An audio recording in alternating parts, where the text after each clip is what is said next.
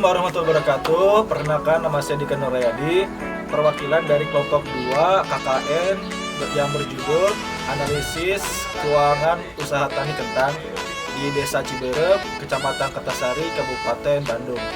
Nah, di video kali ini saya akan mencoba menjelaskan sedikit tentang pembuatan pupuk kompos atau pupuk organik, atau bisa juga disebut pupuk kandang. Di sini ada alat-alatnya.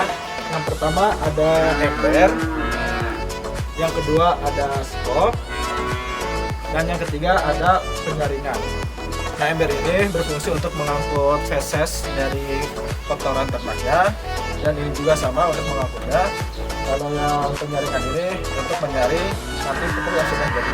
Untuk membuat pupuk kompos ini ada beberapa tahap, terdiri dari 5 tahap. Ada yang pertama, ada minggu pertama, ada minggu kedua, minggu ketiga, minggu keempat, dan yang kelima itu finishingnya. Nah, di sini ada tempat pembuatannya. Kenapa tempat pembuatannya ini tidak terkena sinar matahari?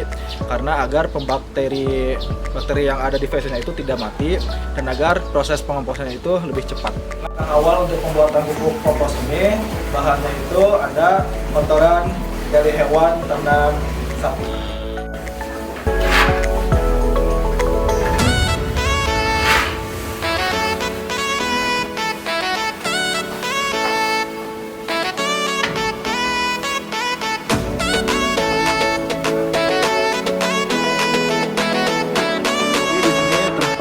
Pembuatan pupuk kompos yang pertama yaitu ada di minggu pertama.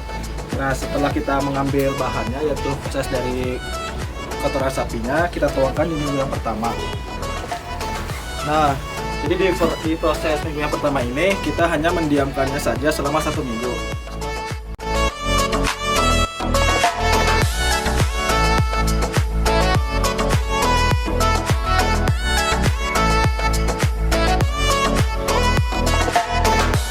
Setelah 1 minggu kita bolak-balik. Alasan mengapa feses dibolak-balik ini karena agar si bakterinya itu tidak mati dan agar proses pengomposan itu lebih cepat. Nah, jadi di minggu pertama ini tekstur dari fesesnya itu atau nanti kita jadi pupuknya itu masih basah dan masih agak lembek. Ini adalah proses di minggu kedua. Setelah kita di minggu pertama didiamkan 1 minggu, jadi pupuknya itu kita pindahkan.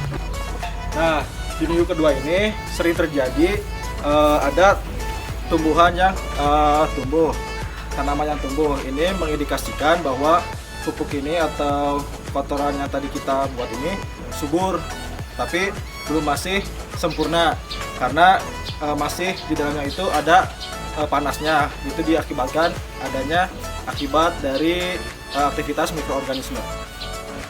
Dan di minggu kedua ini nanti kita bolak-balik lagi setiap per minggunya.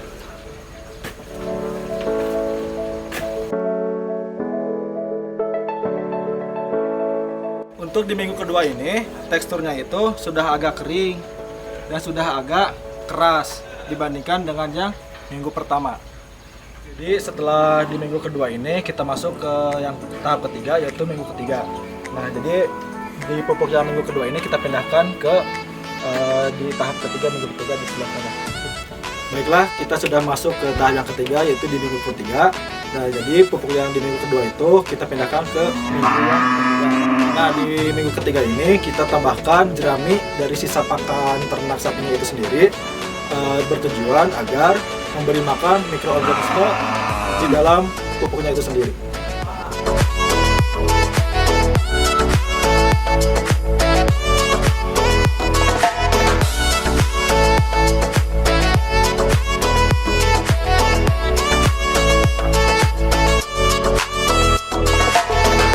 Nah, kita sudah masuk di tahap yang keempat, yaitu di minggu keempat. Nah, seperti biasa, minggu yang ketiga kita pindahkan ke minggu yang keempat pupuknya itu. Kemudian di minggu keempat ini sudah tidak ada panas di pupuknya. Nah, ini mengindikasikan bahwa sudah tidak ada kegiatan atau aktivitas dari mikroorganisme. Nah, namun di minggu keempat ini teksturnya itu sudah keras, namun masih besar-besar. Maka dari itu kita butuh penyaringan agar mendapatkan pupuk yang lebih halus. Nah, pada saat kita nanti memindahkan pupuk dari minggu ketiga ke minggu keempat itu, kalau misalkan masih terlihat ada jerami sisa pakan yang kita berikan di minggu ketiga, nanti kita kembalikan jerami yang ada di minggu keempat ke minggu ketiga.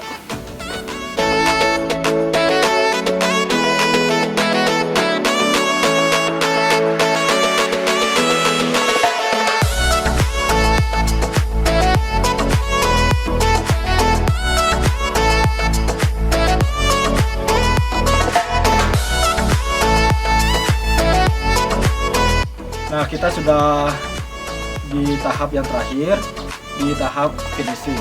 Nah, di tahap finishing ini kita menyaring pupuk yang dari minggu keempat ke penyaringan ini. Nanti kita akan mendapatkan hasil yang lebih halus dari pupuknya itu sendiri.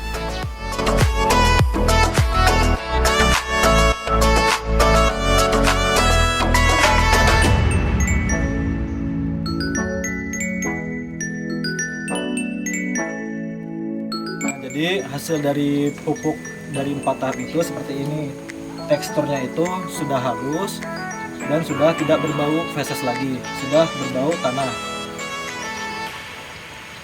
Nah, jadi catatan bagi para petani atau para peternak, feses yang dari kotoran hewan itu yang sudah keluar, baru saja keluar itu jangan langsung diberikan ke tanaman. Itu akan membuat tanaman itu langsung mati karena masih ada hawa panasnya di fesesnya itu. Baik, terima kasih atas perhatiannya. Mohon maaf bila saya ada salah kata. Semoga penjelasan dari saya bisa bermanfaat bagi teman-teman semua dan bapak-bapak, ibu-ibu yang ada di sana. Semoga bermanfaat. Terima kasih. Saya pamit undur diri. Saya Dika Nurayadi, mewakili kelompok 2 KKN. Cukup sekian dari saya. Wabillahi taufiq wal hidayah. Wassalamualaikum warahmatullahi wabarakatuh.